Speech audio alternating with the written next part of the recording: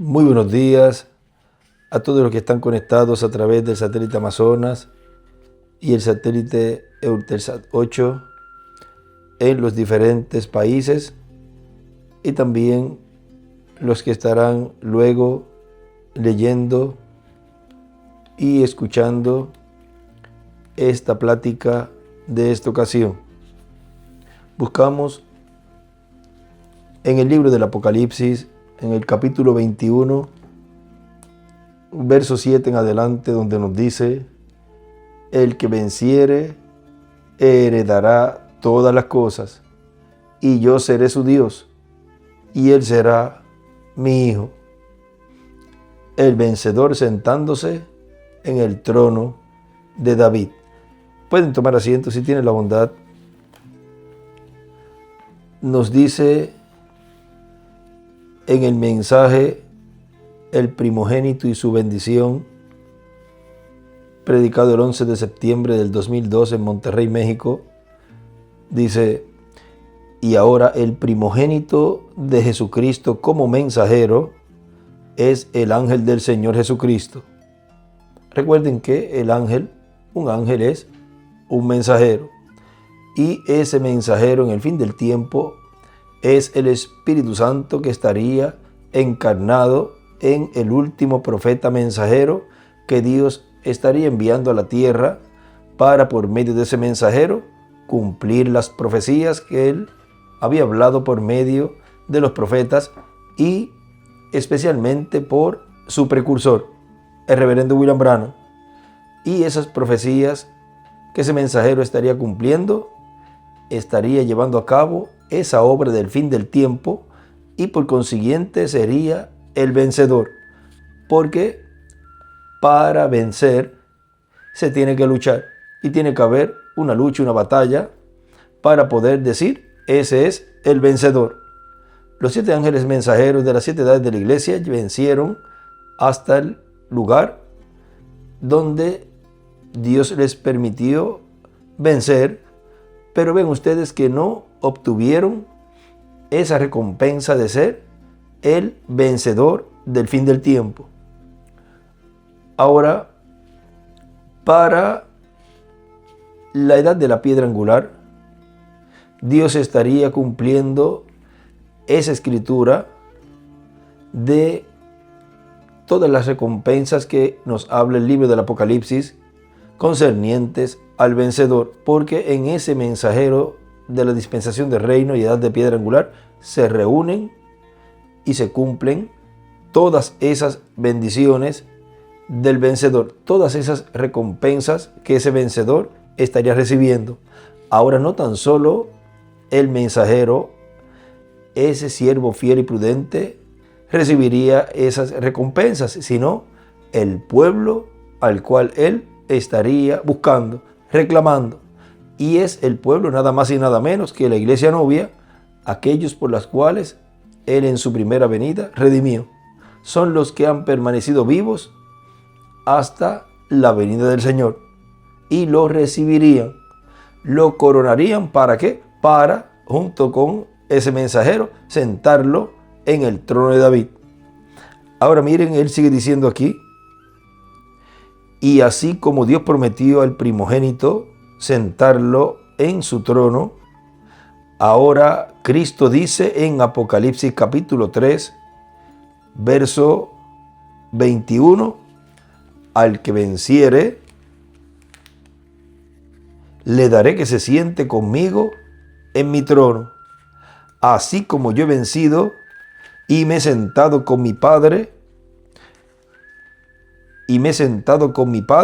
en su trono.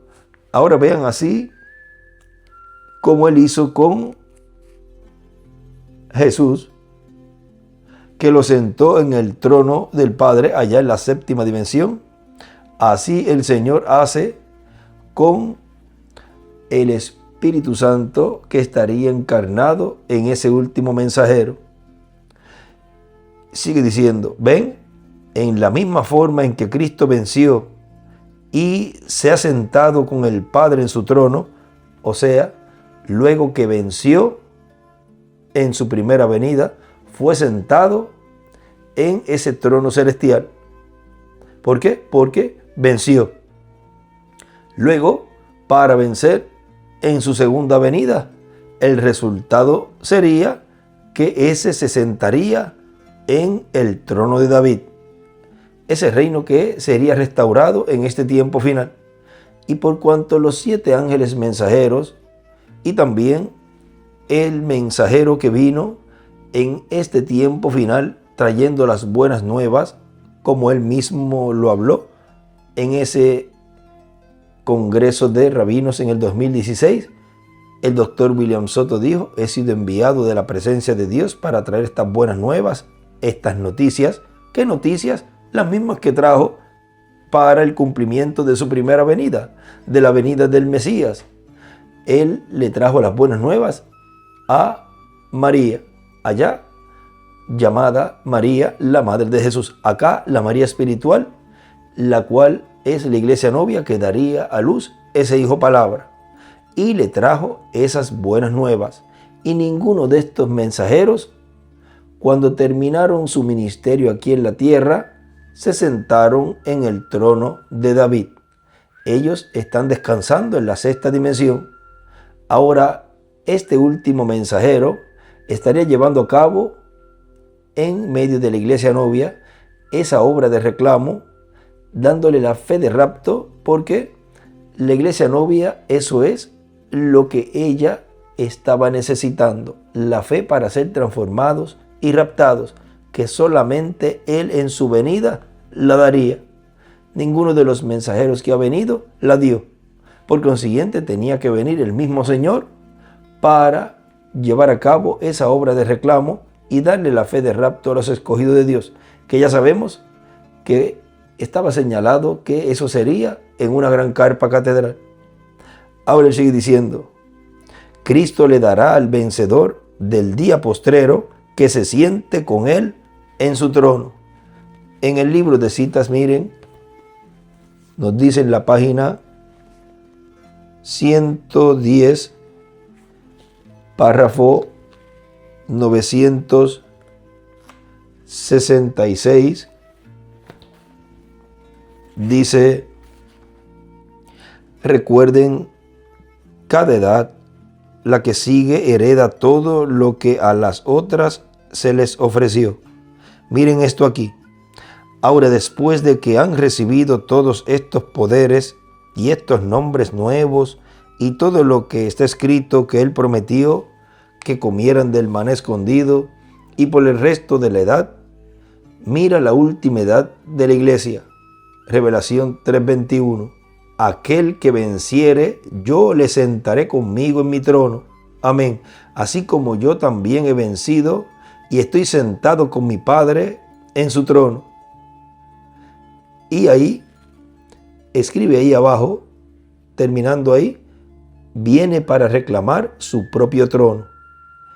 Y a la izquierda ahí dibuja una piedra angular y las edades.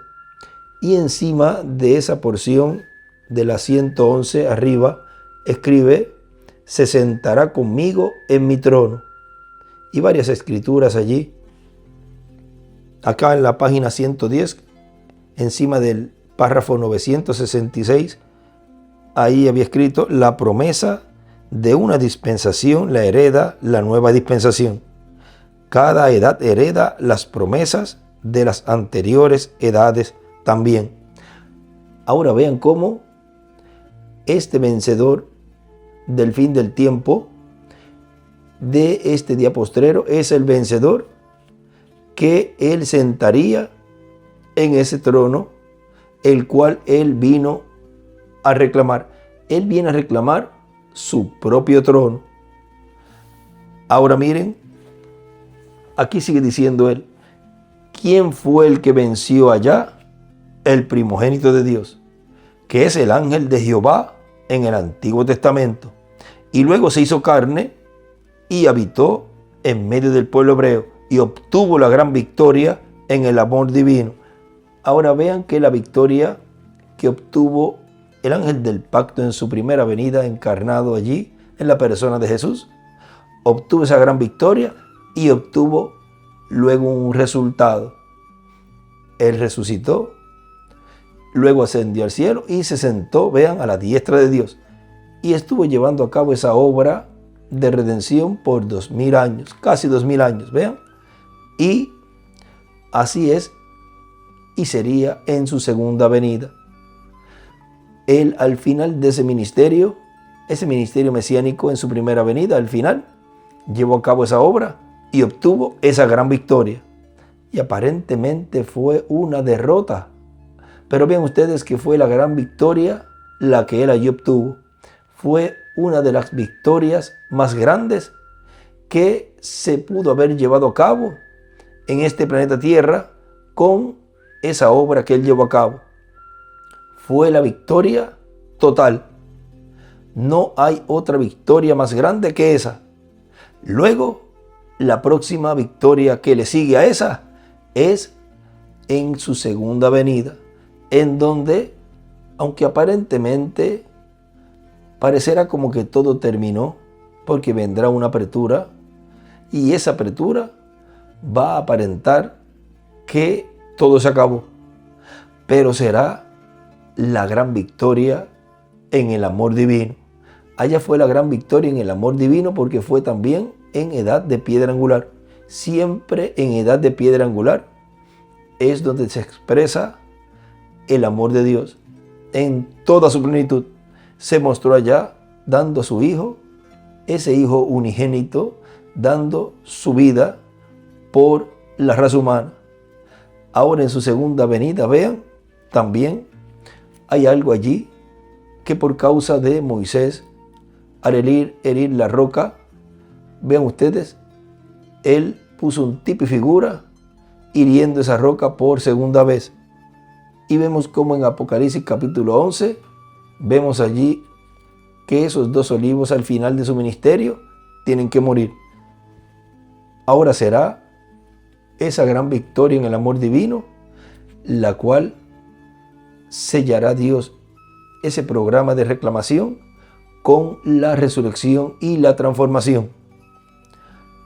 Y luego ven ustedes que después de la cena de las bodas del Cordero, entonces se viene a la tierra, él en su venida con su novia, para llevar a cabo ese establecimiento de ese reino mesiánico, el cual ya está siendo llevado a cabo en el corazón de cada creyente, cada escogida de Dios, que estaría luego en ese reino mesiánico gobernando junto con el Mesías.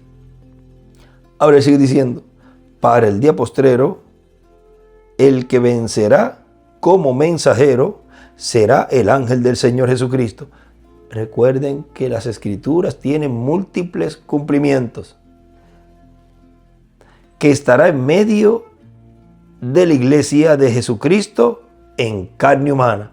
Ven, porque para poder vencer tiene que estar en esta tierra luchando, trabajando, tiene que estar vivo. No se puede vencer cuando la persona ha partido. Se vence estando en este planeta Tierra. Y vean ustedes que el ángel del Señor Jesucristo como mensajero final estaría en medio de la iglesia novia en carne humana, y ese es el que se llevaría esa grande joya, esa gran bendición de cumplir el Señor su venida en él. Ahora sigue diciendo, enviado por Jesucristo para dar testimonio de estas cosas que deben suceder pronto.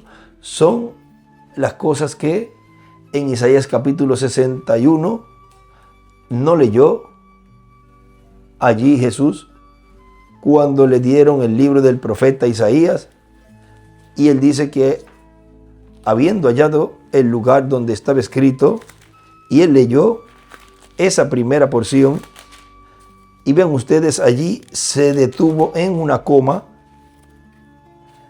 y no leyó lo siguiente. Él leyó hasta donde dice a proclamar el año de la buena voluntad de Jehová, y ahí se detuvo. Lo próximo que venía era y el día de venganza del Dios nuestro, a consolar a todos los enlutados.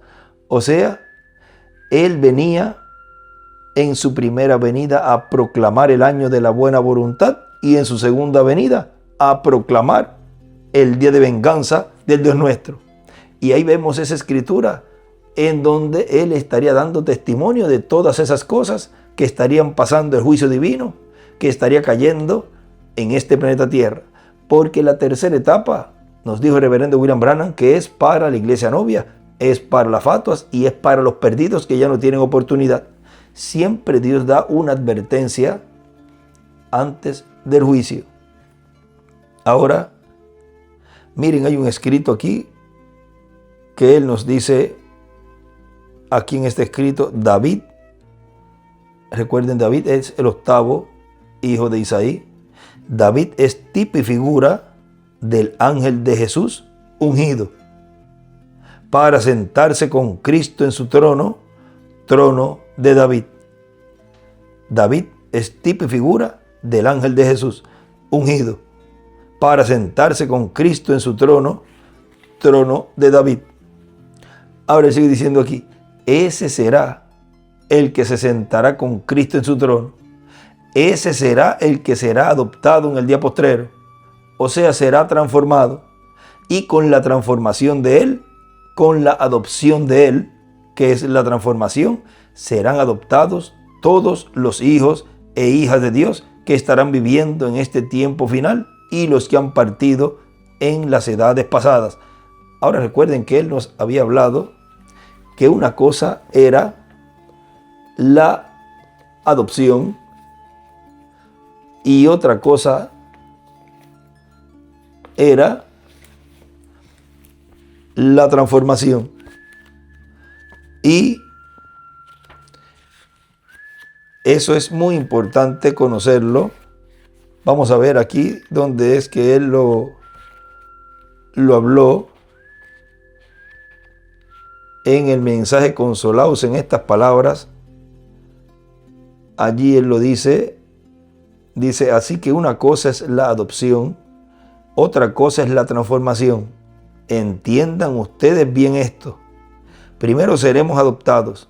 ¿Dónde? En la cima del monte. ¿Dónde es que estamos hoy? Pues estamos en la edad de la piedra angular, en la cima del monte, en el monte de la transfiguración actualizado.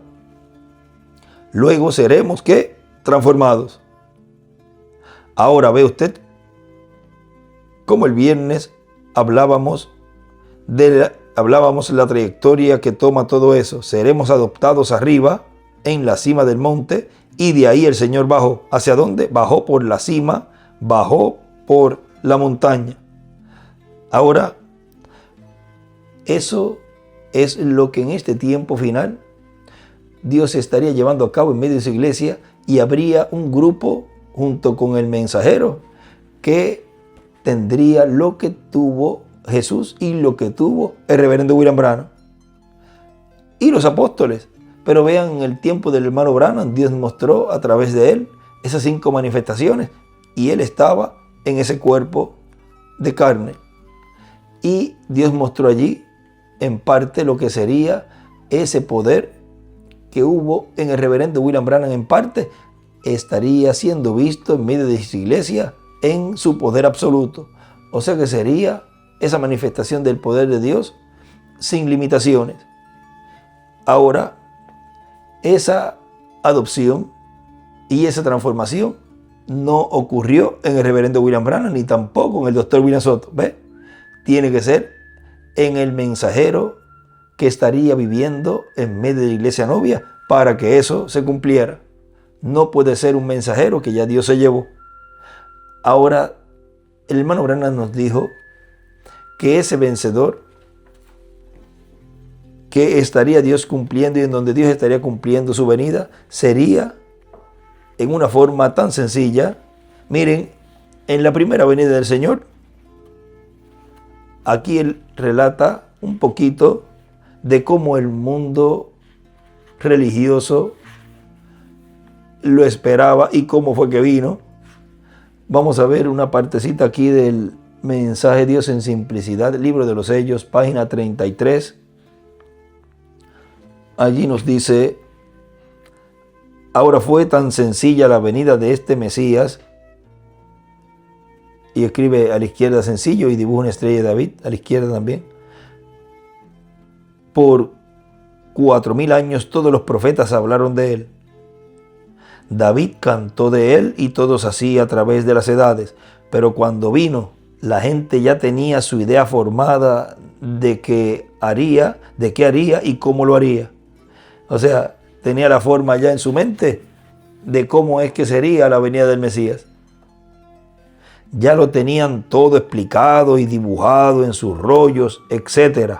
De modo que cuando vino en esa forma tan sencilla, les echó a perder toda su teología y no lo supieron. Y escribe a la izquierda sencillo y dibuja una estrella de David. Él vino según la palabra. ¿Cree usted que Dios les dijo a los profetas que el Mesías vendría en una cierta manera? Lástima que no tengamos como una hora más para explicar cómo fue, pero la mayoría sabemos cómo fue.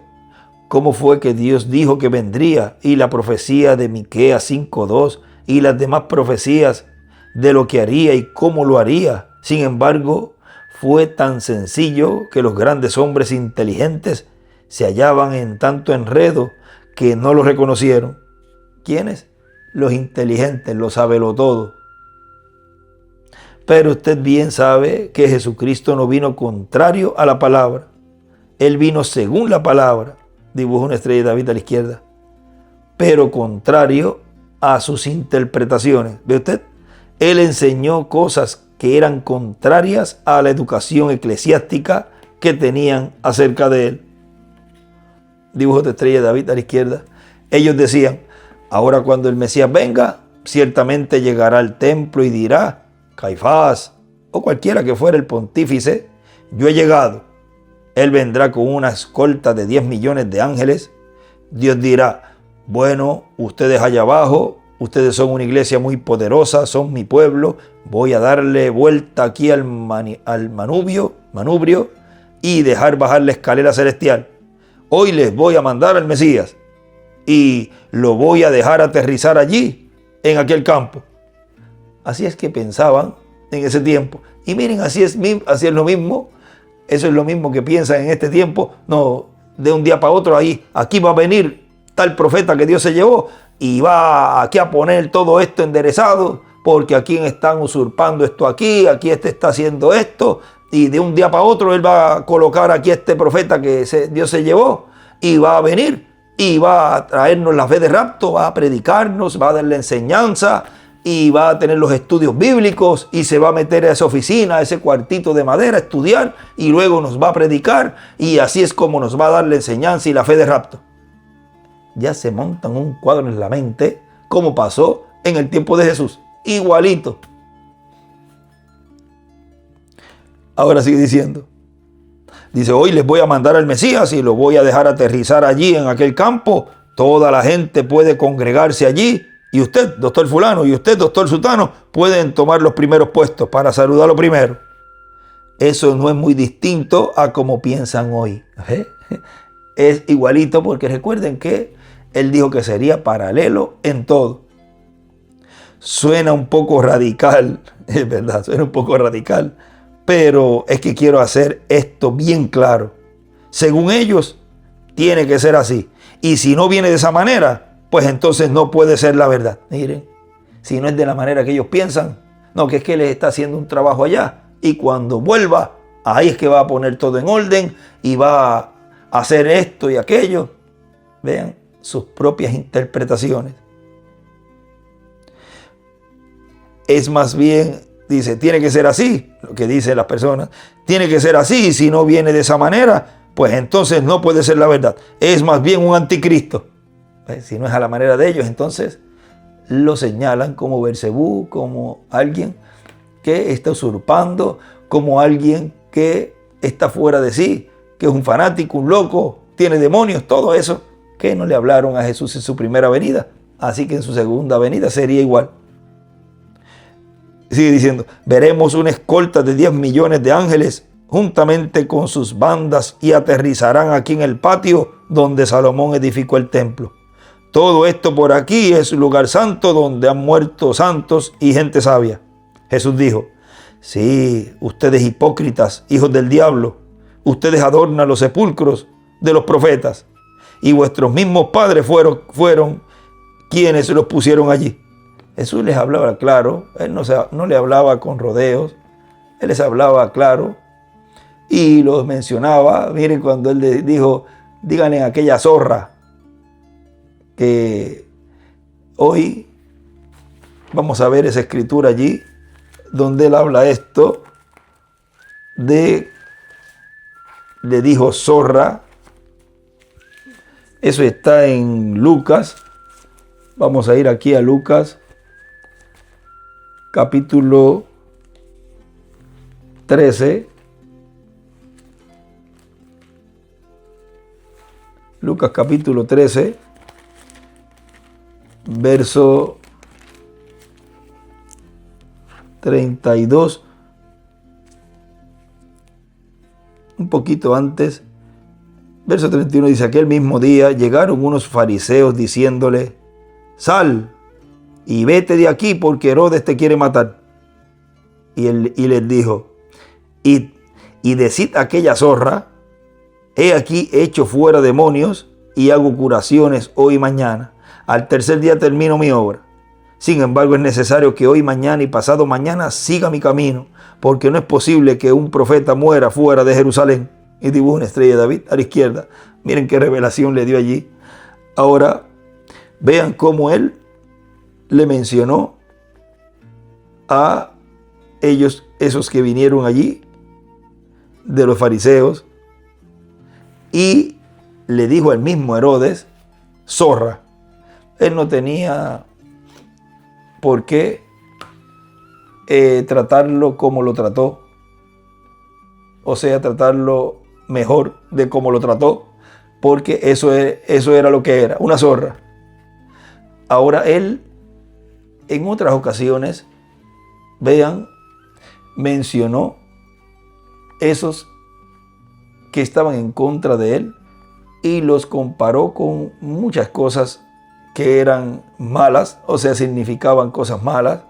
Lo señaló, dijo el otro. Y vean ustedes cómo así también Juan, el precursor, hizo lo mismo. Ahora miren, en el tiempo del reverendo William Branham, él habló de que estaría predicando un mensaje por el sendero de la serpiente o el rastro de la serpiente, y ahí él dice que expondría nombres y cosas así. Pero miren ustedes cómo Dios no permitió eso en su tiempo. Y aún el doctor William Soto habló de que si al final se tendría que hacerlo, se iba a hacer. Y si no, el mismo mensaje, la misma palabra, estaría señalándolos a esas personas. Hace poquito, ayer o antier, creo que fue el viernes si no fue el viernes, fue el jueves, hubo una noticia del presidente de Colombia que tenía una lista allí y estaba leyendo los nombres de personas que él estaría buscando, nombres de pandilleros o de personas que estaban en malos pasos, de esos guerrilleros, y como él estaba mencionando los nombres allí, creo que esa es la primera vez que oigo un presidente, porque ya él va a tomar ese cargo el 7 de agosto, y antes aún de tomar el cargo ya está señalando los nombres de esas personas, y no son quizás todos, hay muchos más allí que han puesto a Colombia en la condición que están y han hecho mucho daño al pueblo. Y miren cómo Dios aún refleja en ese presidente de Colombia lo que está haciendo allí, mencionando los nombres, y vean cómo en el campo espiritual cómo Dios por medio de la palabra ha estado identificando a esos que han estado trayendo daño a la iglesia novia. La misma palabra lo señala, pero vean, él allí estuvo mencionando esos nombres. Y miren también otro presidente que he hablado y he dicho que también con su modo de gobierno está representando allí cómo será ese reino milenial, ese reino del Mesías.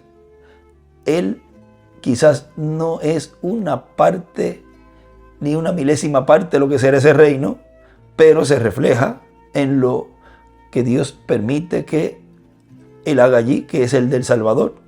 El presidente Bukele, miren, con su modo de gobierno allí, esa plataforma de gobierno que tiene, es una plataforma de gobierno que se rige con vara de hierro. Y ahora El Salvador es uno de los países más seguros que hay en América Latina.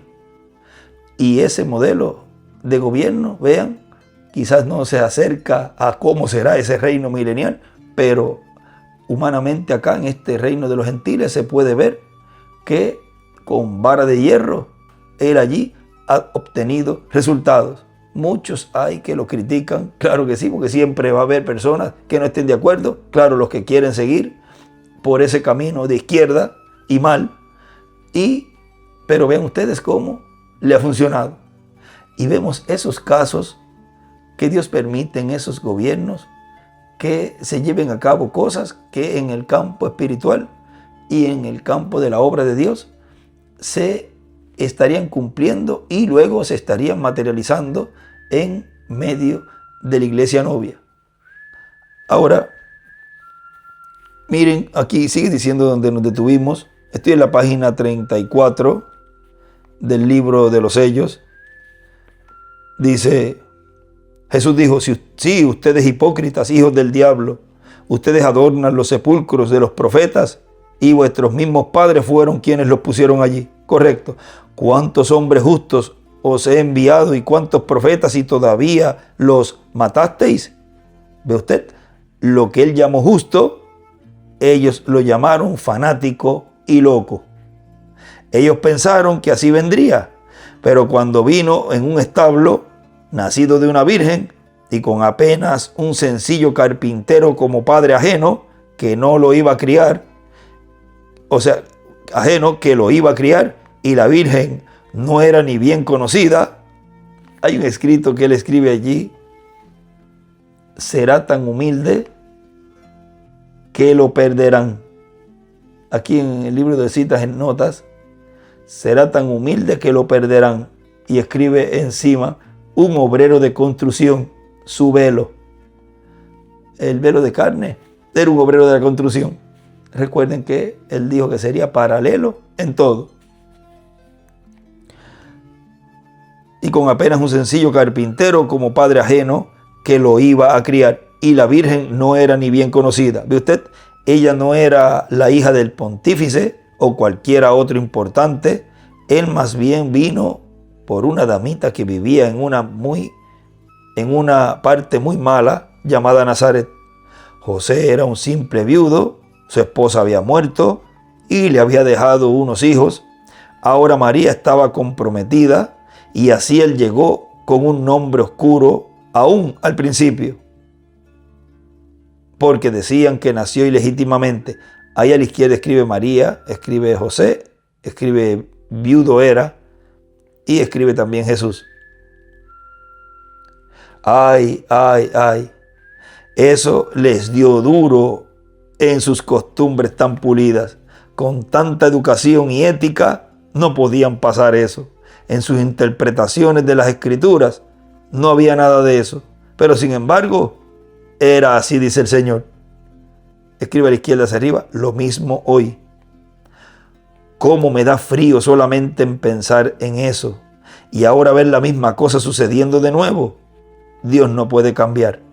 Y escribe a la izquierda, y el dibujo a la izquierda, una estrella de David. Y escribe también allí lo que vio el profeta. Y sigue diciendo, estoy colocando el fundamento para los mensajes que vienen. Trataré de despedir el culto dentro de pocos minutos. Ahora fíjense bien, hay dibujos de estrella de David. donde dice estoy colocando el fundamento, ahí dibuja una estrella de David a la izquierda. Eso fue tan sencillo en aquel día que para ellos no dio en el blanco. Escribe simple a la izquierda. Pero sí dio en el blanco de Dios. Pegó en la palabra. Él vino exactamente como dijo que vendría. La interpretación de ellos estaba errada. La interpretación acerca del libertador en el tiempo de Moisés también estuvo errada. Así como también la interpretación en el tiempo de Noé. ¿Ve usted? Abajo él escribe aquí en el margen, Dios cumplió su promesa, dio en el blanco. Sigue diciendo, pero Dios viene según su palabra. Jesús vino y habló cosas contrarias a ellos. Le decían, si tú eres el Mesías, haz esto y aquello. Si eres, baja de la cruz y muéstranos. Pero la cosa es que Dios no hace payasadas para nadie. Él únicamente hace las cosas justas y buenas. O sea, porque le decían a Jesús, cuando le pegaban también a Abel, ¿quién fue el que te pegó? Dime, dinos, ¿quién te pegó ahora? Y le daban a un lado y le daban del otro. Le habían colocado un paño en la cara, le habían tapado la cara y le daban y le preguntaban quién era que le había pegado. Él sabía a quiénes le habían pegado. Él sabe todo. Él sabe quién le está pegando, quién está detrás de ese palo. Él lo sabe todo. Pero Él no está para hacerle payasadas a nadie. Ellos pensaron que uno como Él ciertamente tendría que venir con una gran escolta de ángeles, pero Él vino en un establo y eso era una cosa insensata de acuerdo a la educación tan pulida que ellos tenían.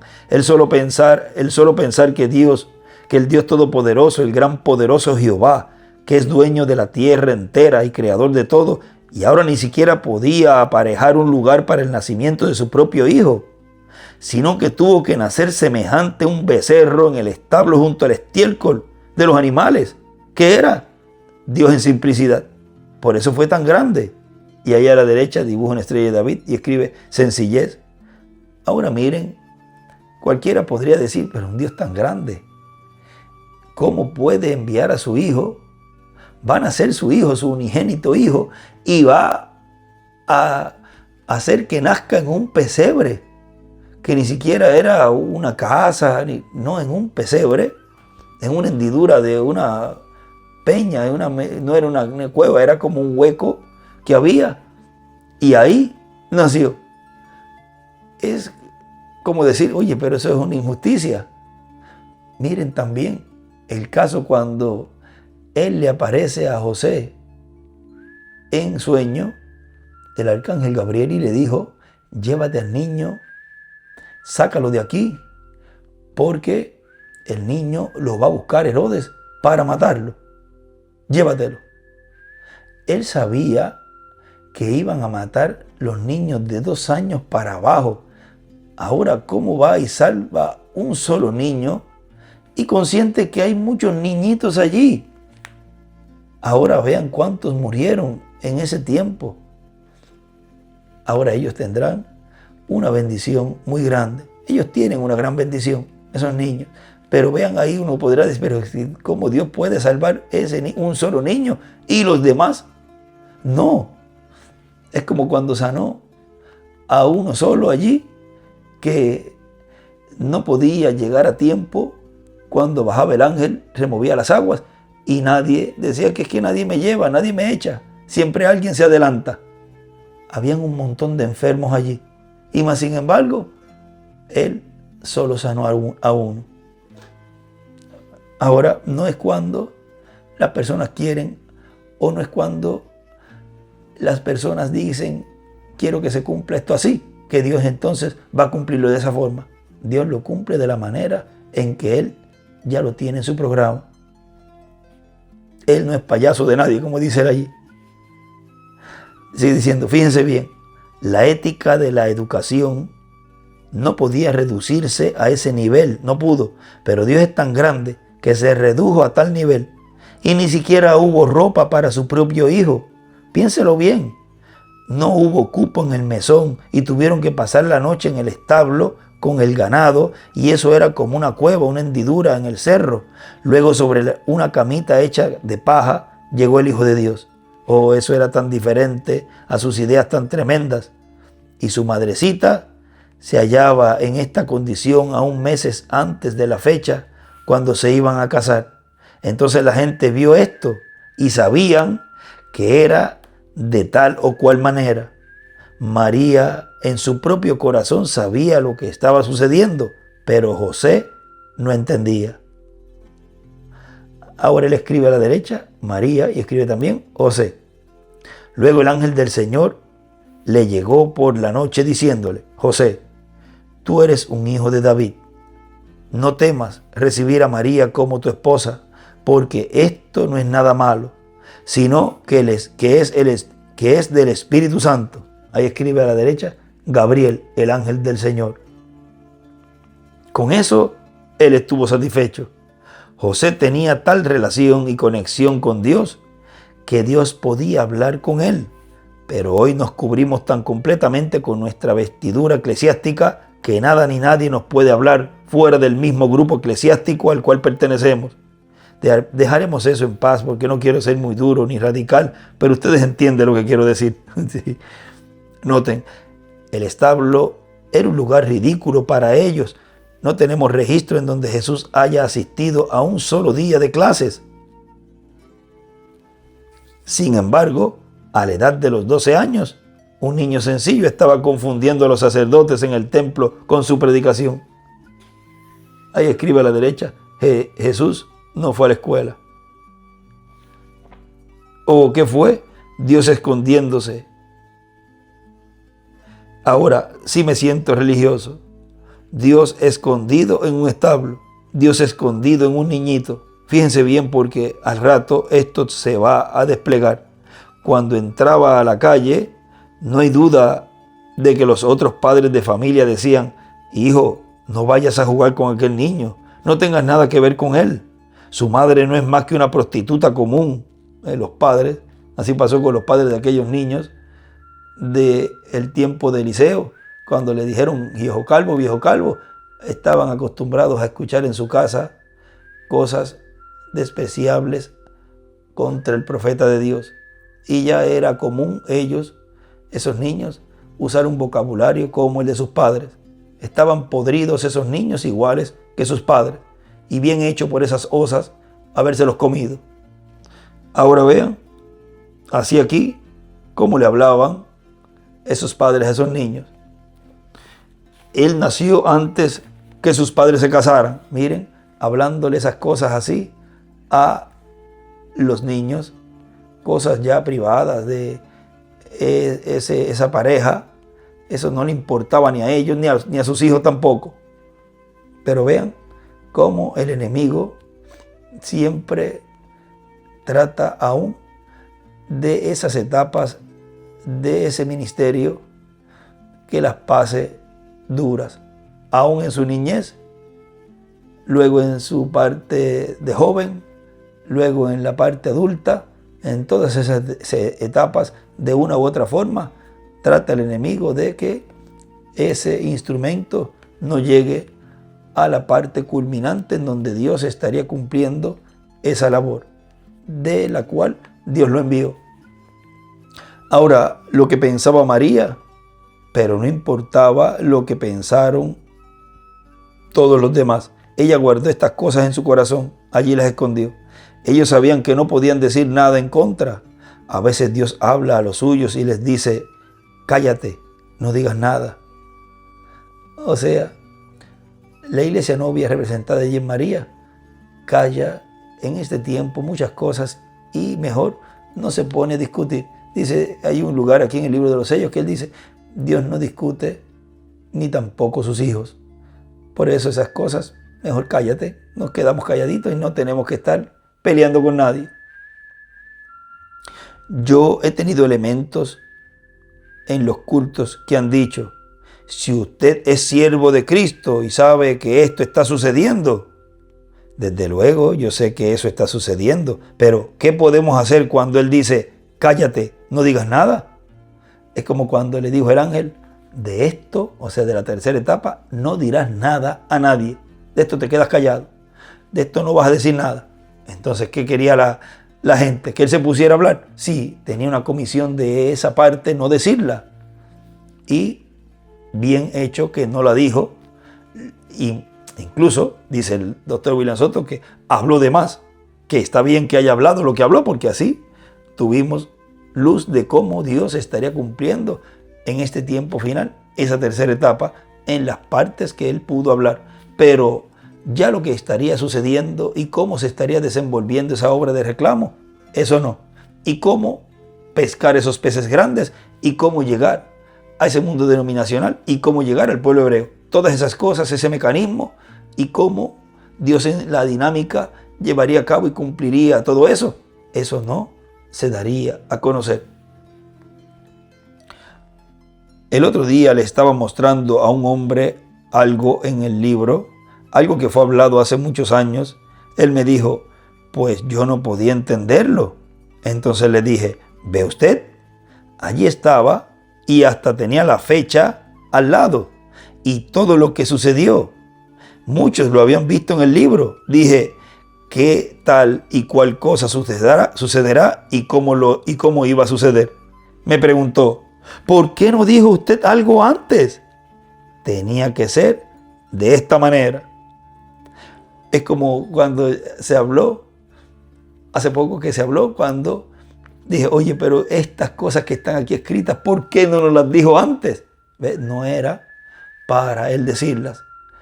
Él le fue comisionado para dar unas buenas nuevas, unas noticias, pero esas cosas en específicas era para que las conociera solamente el vencedor. Y las cosas que el pueblo tendría que saber, él las leería, las hablaría, y ahí se estaría abriendo ese misterio que antes no fue profundizado, no fue hablado. Pero con todo eso que está allí, entonces se colocan todas las piezas de ese rompecabezas y ahí se arma todo el cuadro. Ahora hay cosas que no se hablan ni se dicen de cómo es que funciona y cómo cada palabra lleva a cabo la obra por la cual es hablada. Y todo en simplicidad. Ahora sigue diciendo, José conocía la verdad. Él sabía de quién era ese niño. María también sabía de quién era. La María espiritual en este tiempo también sabe. Jesús sabía quién era su padre, que dijo, me conviene estar en los negocios de mi padre.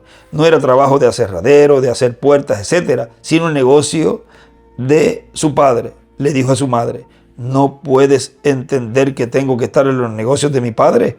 Todos pensaban que este niño era ilegítimo y que era un tipo muy raro y ahora salió con estas cosas, pero Dios se estaba escondiendo. Escuche bien, Dios se estaba escondiendo en lo que el mundo tenía por inmundicia, corrupción, ilegitimidad. Y digo una estrella de David a la izquierda. Vean todo lo que en este tiempo también está pasando. Eso es algo ilegítimo. Eso no puede ser.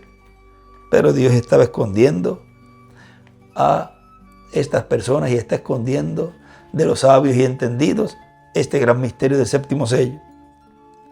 Fíjense en Dios escondiéndose en la corrupción de un mar muerto, y escribe encima de gente, de un mar muerto para entonces producir vida.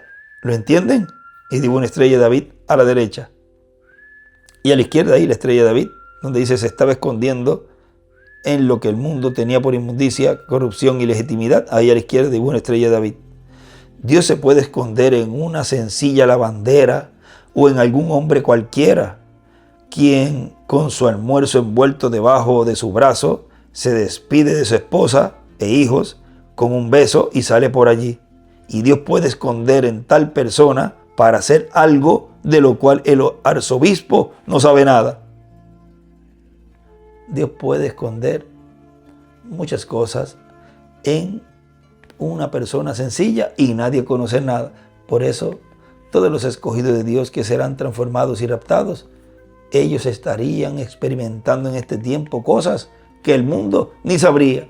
Y cualquiera dirá, por ahí va un lavandero, como él dice aquí, vamos a coger este ejemplo que él pone acá, o una lavandera o un hombre cualquiera, y puede Dios cumplir en esa persona y que en esa persona vaya ese poder divino, esa autoridad en ese hijo para llevar a cabo la obra de ese día.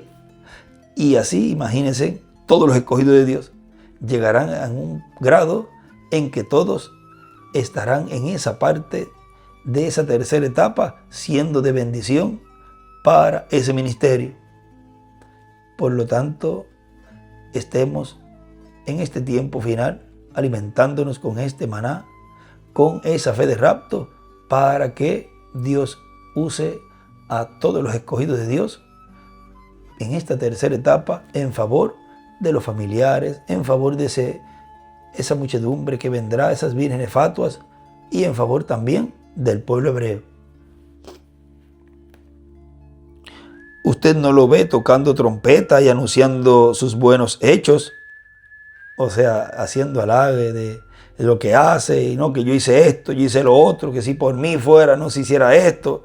No, así no son esos hijos e hijas de Dios que en este tiempo final estarían llevando a cabo una obra muy grande.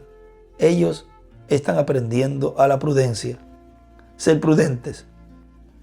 Dios simplemente recibe la gloria, ¿ves? Porque la gloria y la honra es de Dios.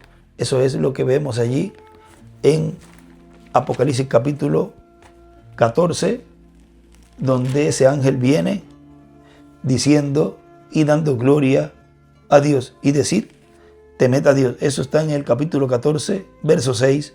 Dice, vi volar en medio del cielo otro ángel que tenía el evangelio eterno para predicarlo a los moradores de la tierra, a toda nación, tribu, lengua y pueblo, diciendo a gran voz, temed a Dios y dadle gloria, porque la hora de su juicio ha llegado, y adorad a aquel que hizo el cielo y la tierra y el mar y las fuentes de las aguas. Vean, darle ¿qué? La gloria a Dios. Todo hijo e hija de Dios, y también ese vencedor de este tiempo final, toda la gloria siempre la darán a Dios. No así los hijos del diablo, los hijos del mal. Ellos siempre quieren la gloria para ellos, pero el mensajero final y el grupo siempre le darán la gloria a Dios. La gloria y la honra es de Dios. Dios simplemente recibe la gloria. La gente sencilla escucha y se goza. Ellos se gozan, ellos saben. La gente no sabe lo que está pasando, pero Dios y su grupo y ese mensajero sabe lo que está pasando. La gente no puede saber. Hay un lugar, vamos a ver si encontramos ese lugar donde nos habla también de esto. Vamos a terminar aquí. Para terminar esta partecita dice, ahora Dios estaba escondiendo en la sencillez de un bebé, en la sencillez de una familia común. Eso era Dios. Pero los elementos eclesiásticos, los sabios, los genios y todos los demás, como los Herodes, los Nerones, etc., lo pasaron por alto, Dios escondido en simplicidad. Y escribe ahí a la izquierda, sencillo. Ahora vamos a ver esta parte donde él dice que el mundo no sabrá o no sabe lo que está pasando, algo así dice aquí en el libro de citas. Vamos a ver página 110, párrafo 964, y también hay otro lugar, vamos a ver, donde es que también dice en este párrafo 964, dice, el hermano Branham lee Mateo 27, 51 al 53 y dice, allí están los elegidos, esa novia.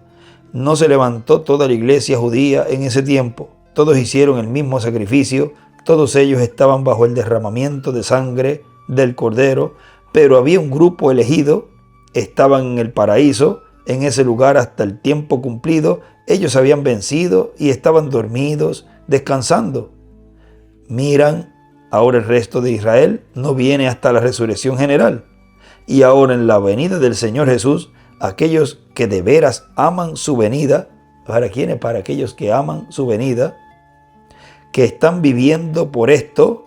Cuando Él aparezca en el cielo, y escribe paraíso, la iglesia que está muerta en Cristo se levantará y ellos serán cambiados en un momento. Ahora recuerden, ahí escribe a la derecha, el cielo es igual al paraíso. Recuerden que ellos están esperando la venida del Señor allí. Y Él en el libro de las edades, Él escribe Apocalipsis 11. O sea, están esperando esos ministerios de Moisés y Elías. O sea, el Señor en su venida, el cual estaría primero en medio de la iglesia, trayéndole la fe de rapto, y luego pasaría por el paraíso, la sexta dimensión, y los resucitaría, como hizo en la primera venida del Señor. El resto de ellos no saben nada de esto. Acuérdense, se les aparecieron a los que estaban en las ciudades. Miran ustedes, el rapto será de igual manera. Nos veremos unos a otros y nosotros los veremos, pero el mundo no los verá. Y escribe la resurrección, solo los veremos nosotros. Y dibuja una estrella de David a la derecha. Y arriba escribe, el mundo no los verá. La resurrección, solo los escogidos de entre la iglesia judía resucitaron con Jesús. Ahora, vean cómo aquí dice que el resto no sabe nada de lo que está ocurriendo. Como también miren acá en la 150, párrafo 1340, ahí también nos habla de esto. Dice, y en Chicago ellos dijeron, ¿a cuántos aquí les gustaría que yo subiera y diera mi versión de ello? Ellos comenzaron a vocear y gritar. ¿Ven ustedes? Están plantando semillas. Ustedes no saben lo que va a pasar. Solo sigan desembolsando semillas. Cuando esa hora venga, algunos de ellos, como Tomás, él fue más o menos el último en ver al Señor. Pero él tenía que verle para creerle. O sea, vean, tenía que ver al Señor para poder creer. Así hay muchos Tomás en este tiempo. Pero vean lo que él dice aquí.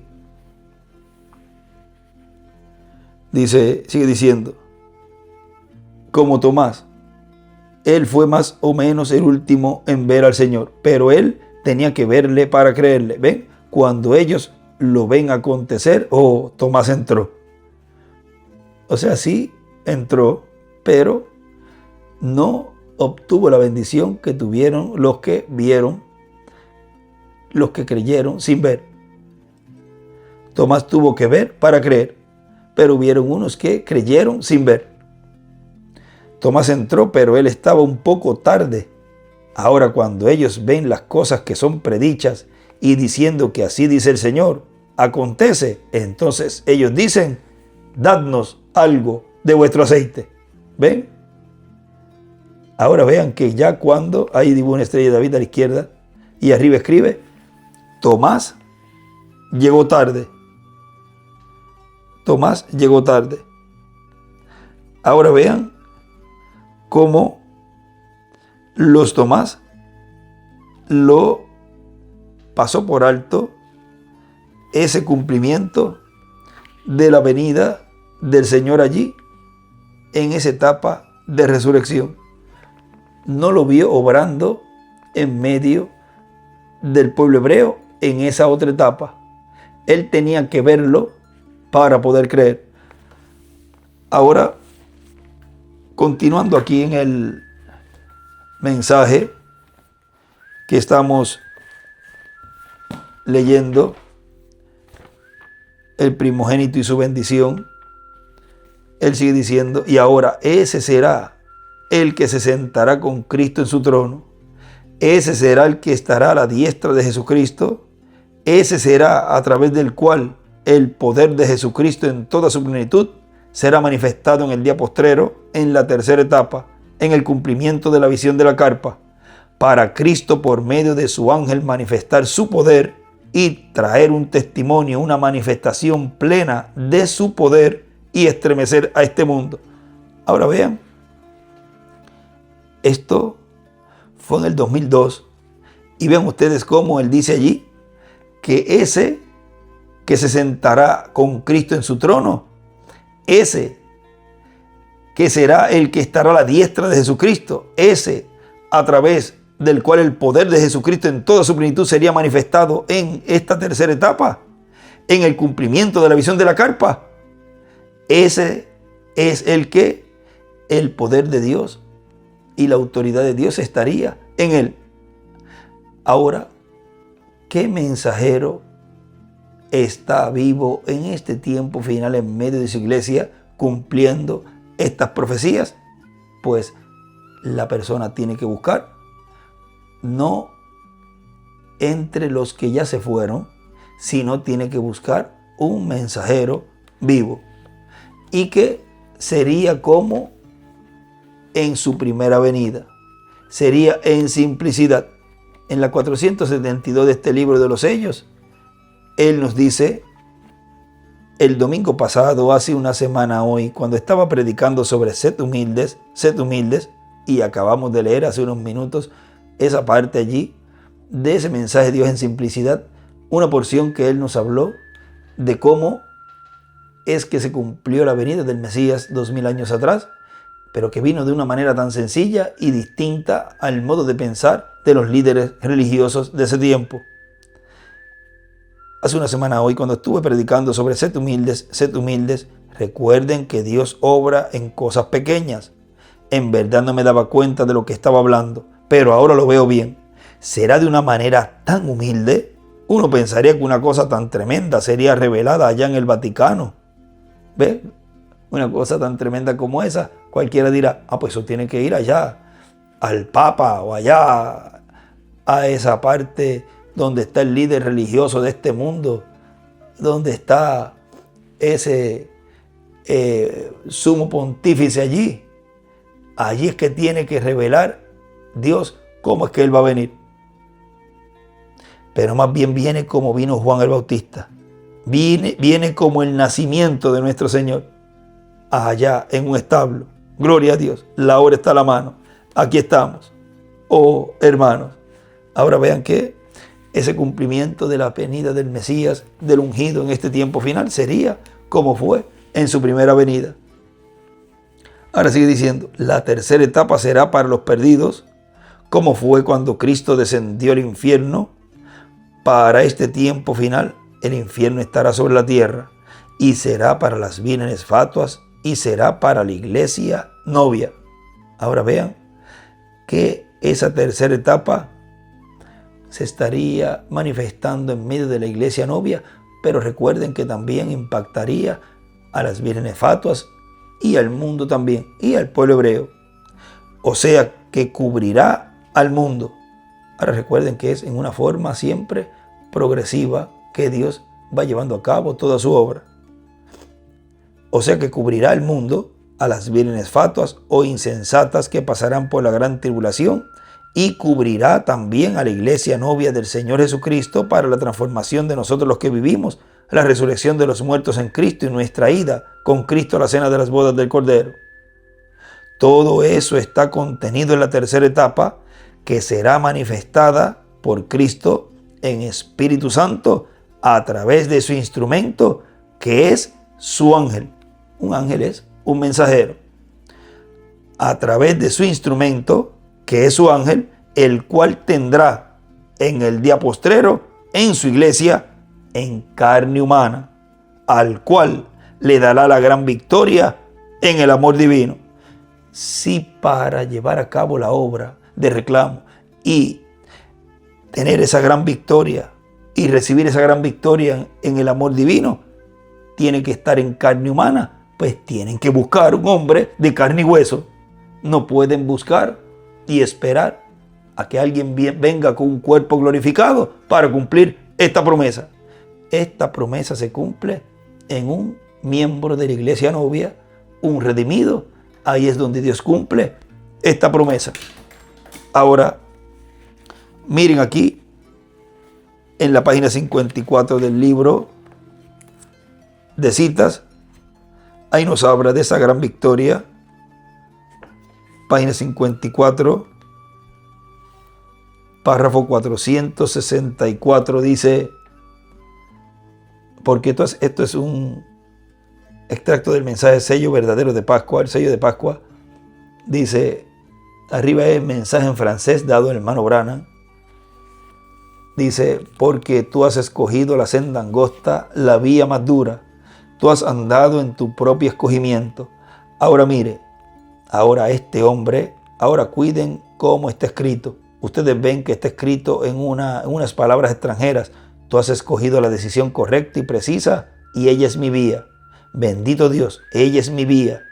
Él dijo, por causa de esta decisión tan importante, una porción enorme del cielo te espera. Él nunca había oído acerca de la visión. Él no había oído, esa persona no había oído acerca de la visión de la carpa. ¿Ven ustedes? ¿Ustedes recuerdan la visión? Una porción enorme del cielo te espera. ¿Qué decisión tan gloriosa has hecho tú? Recuerden que ahí se estaba reflejando en el reverendo William Branham lo que ese mensajero final estaría cumpliendo, y por la decisión trascendental de él es que se llevaría a cabo esa gran victoria en el amor divino. Hubo una elección, una decisión que tomar, y ese mensajero final, ese Benjamín de los profetas, ese mensajero de la dispensación del reino y edad de piedra angular, hizo y tomó la mejor decisión. Una decisión, miren aquí lo que el Espíritu Santo habló allí, una decisión tan gloriosa, porque es para la glorificación de los hijos e hijas de Dios. Es para que Dios se glorifique en medio de su pueblo. Y también su nombre. Recuerden cuando Jesús dijo que una voz dijo, lo he glorificado y lo glorificaré otra vez. ¿Qué? El nombre. Vamos a ver. Eso está en el Evangelio según San Juan. En el capítulo, vamos a ver aquí, capítulo 12, miren, verso 27 dice, ahora está turbada mi alma. ¿Y qué diré? Padre, sálvame de esta hora. Mas para esto he llegado a esta hora. Esa era la hora de su venida ya, 2000 años atrás. Y al final de ese ministerio, que solamente cumplió de esa hora de su venida 33 años, él no dijo, Señor, yo no quiero cumplir esto que tú me has dicho que yo cumpla. Yo mejor no voy a hacer esto, yo me retiro.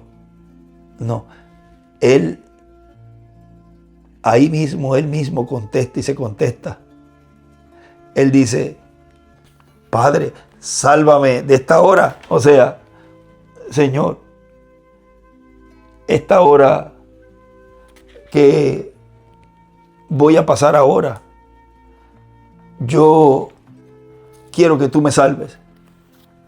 Recuerden que él en el monte Getsemaní, en el Getsemaní, él dijo, Señor, si fuere posible, no es que él estaba diciendo, mi Señor, yo no quiero pasar esto, mejor quítame de esta posición, yo no quiero llevar a cabo esta labor, mejor quítame del camino, pon a otro.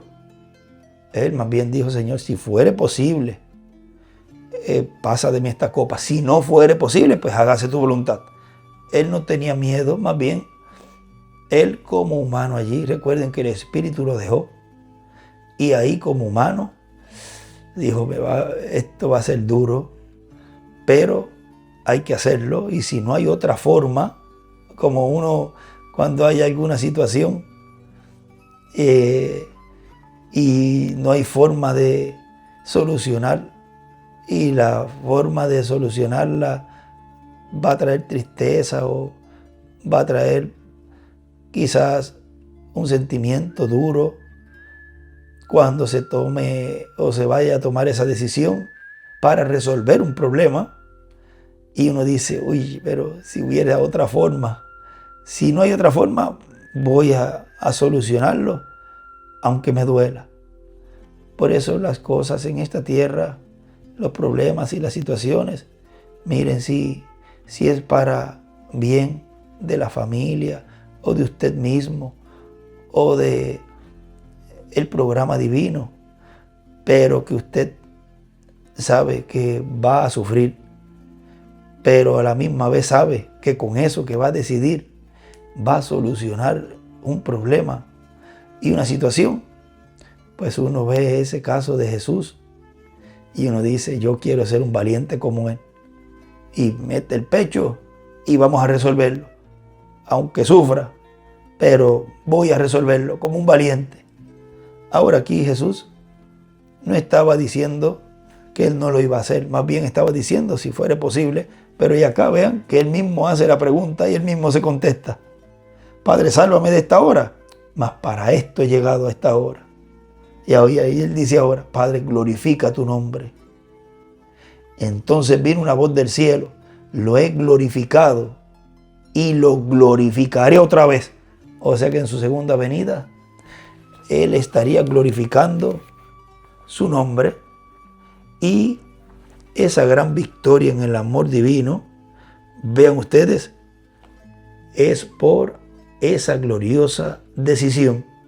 Dios gloriándose en medio del pueblo.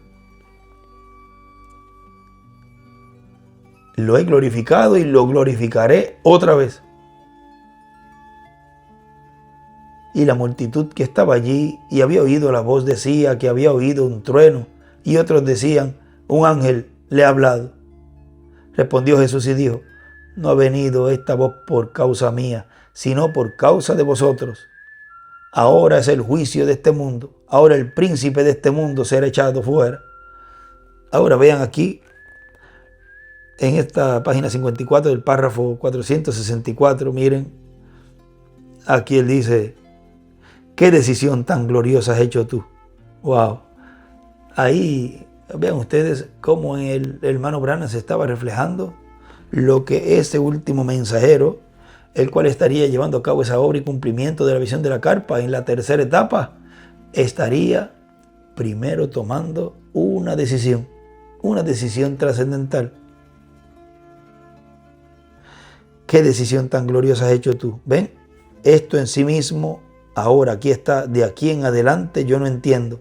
Esto en sí mismo es eso, paréntesis grandes alrededor de ello, lo cual dará y hará venir a pasar la victoria tremenda en el amor divino. Dibuja una piedra angular a la derecha y escribe amor. Yo no sé qué quiere decir eso, dice el hermano Branham. Eso vendrá a suceder, tal vez en la carpa pequeña, y escribe 12x20. ¿Y qué ministerio está ahora llevando a cabo esta tercera etapa? Y en esta tercera etapa, Dios cumpliendo lo que Él prometió, pues un mensajero, un predicador, porque viene predicando, viene hablando, viene enseñando.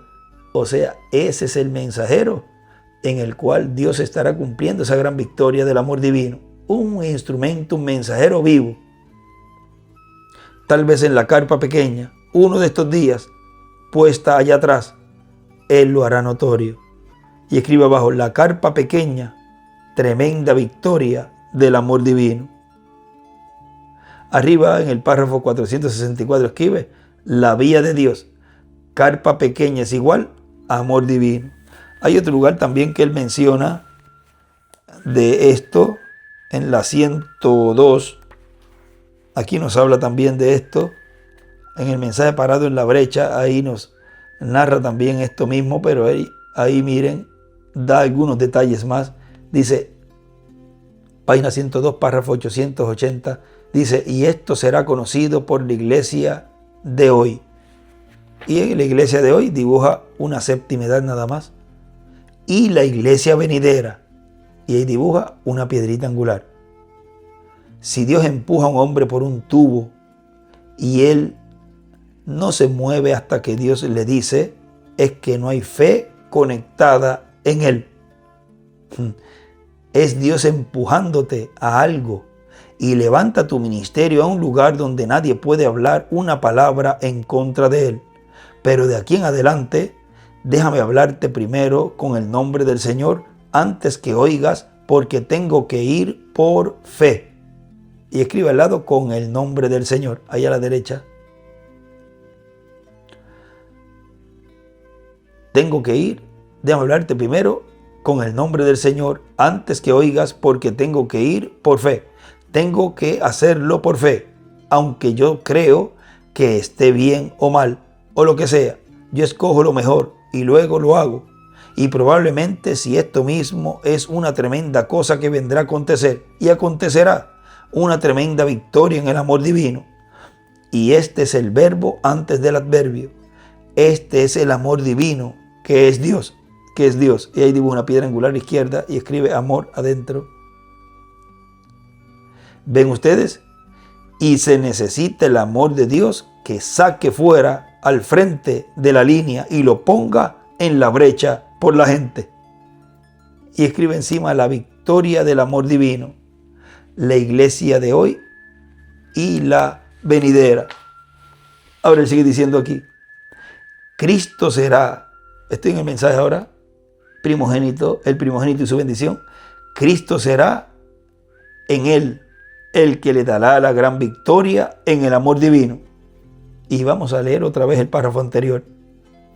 Todo esto está contenido en la tercera etapa que será manifestada por Cristo en Espíritu Santo a través de su instrumento, que es su ángel, el Espíritu Santo, que es su ángel, el cual tendrá en el día postrero en su iglesia en carne humana. Porque en la página 134 del libro de los sellos, él dijo que ese Espíritu Santo que estaba en medio de la iglesia ya y en medio de las edades, estaría encarnado en la persona de Jesucristo. Y entonces el pueblo lo iba a coronar como Rey de Reyes y Señor de Señores. Tenía que estar encarnado para que el pueblo lo reconociera, lo identificara como el Mesías. A través de su instrumento, que es su ángel, el cual tendrá en el día postrero en su iglesia en carne humana, al cual le dará la gran victoria en el amor divino. ¿A cuál le dará la gran victoria en el amor divino? A ese mensajero que estaría en medio de su iglesia vivo y que estaría llevando a cabo Dios y cumpliendo su venida en él, en un redimido. Cristo será en él el que le dará la gran victoria en el amor divino. Ese será el que obtendrá la gran victoria. Ese será el que vencerá y se sentará con Cristo en su trono. Eso es lo que nos dice en la página 115 del libro de los sellos. Allí nos dice, eso me hace temblar, espero que la iglesia en verdad entienda esto. Quiero decir, ustedes aquí a quienes voy a llamar novia, confío que entiendan, la voz es un trueno. Ahora, ¿de dónde vino la voz? Vino del trono de donde el Cordero acababa de salir como intercesor. Ahora está presente para tomar su posición como con su reina. El trueno vino de en medio del trono y salió para afuera, y el Cordero estaba parado acá afuera. Él había salido del trono de su padre para tomar su propio trono. Y escribe trono de David encima. Gloria. Amigos, no se les vaya a escapar esto. Digo una estrella de David a la izquierda. Todos como cristianos sabemos que Dios juró a David que levantaría a Cristo para sentarse sobre su trono y le daría un reino eterno aquí sobre la tierra. Y lo hizo. Jesús dijo, al que venciere, al anticristo y todas las cosas del mundo, yo le daré que se siente conmigo en mi trono, así como yo he vencido y me he sentado con mi Padre en su trono. Ahora algún día que todavía está por delante, escribe futuro a la izquierda, más arribita escribe trono de David, que todavía está por delante, él se levantará del trono del Padre y tomará su propio trono. Ese es el trono, ese es el vencedor. Entonces sale para llamar a sus súbditos. ¿Cómo los va a reclamar? Él ya tiene el libro de la redención en su mano. Y a la derecha dibuja una piedra angular. Y las edades, y también escribe allí, futuro.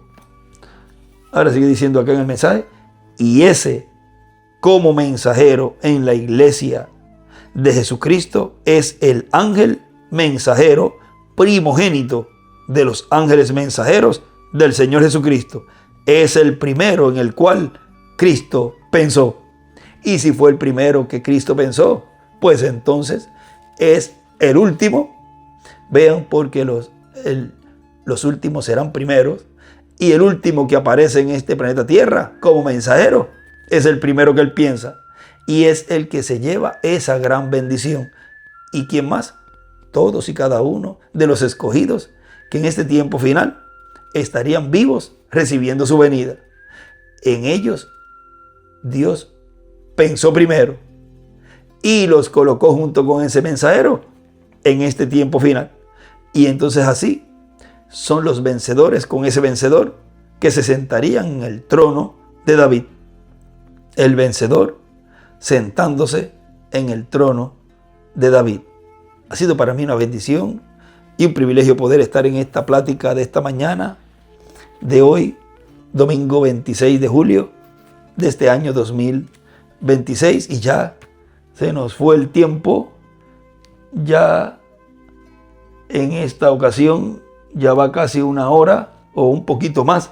Así que ya estaremos preparándonos para la actividad próxima, que ya es ahora a las 9 de la mañana. Ya estamos en hora y media más o menos, 1 hora y 40 por ahí, ya estaremos de regreso. Así que buen provecho a todos y ya estaremos de regreso nuevamente a las 9 de la mañana acá, hora de Puerto Rico.